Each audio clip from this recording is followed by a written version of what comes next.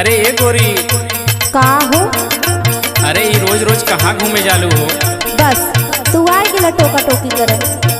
अरे का कहीं ये गोरी, जब से तोहके देख ले बानी ना, हाँ हमारा दिल में करार ना बहो।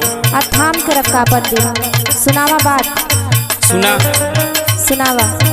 अरे पास गईलू हमारी नजरिया में, जइया मिललू धुआं जंगल बजरिया में, जइया मिललू धुआं जंगल बजरिया में, जइया मिललू धुआं जंगल बजरिया में, हे बजरिया में, हो बजरिया में, जइया मिललू धुआं जंगल बजरिया में, जइया मिललू धुआं जंगल बजरिया में, जइया मिललू धुआं जंगल बजरिया में।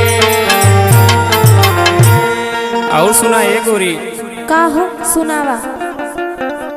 अरे एक दिन देखनी है फूलपुर में गोरी, अच्छा अरे ओढ़नी हटा के ताकत रहू हमारी ओरी।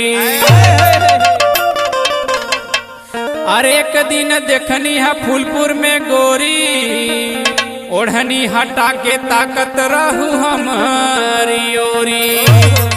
अरे सूरतिया तोहर गड़ल नजरिया में, जइया मिललू धुआं जंगल बजरिया में, जइया मिललू धुआं जंगल बजरिया में, जइया मिललू धुआं जंगल बजरिया में, हे बजरिया में, हो बजरिया में, हो बजरिया में, जइया मिललू धुआं जंगल बजरिया में, जइया मिललू धुआं जंगल बजरिया में।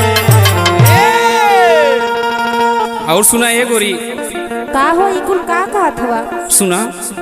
सुनावा। अरे मोमो तू खात रहू माहुल में गोरी,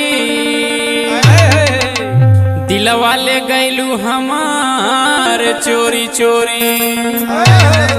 अरे मोमो तू खात रहू माहुल में गोरी, अरे दिलवा ले गईलू हमार चोरी चोरी। अरे पवई घूमे जालू दोपहर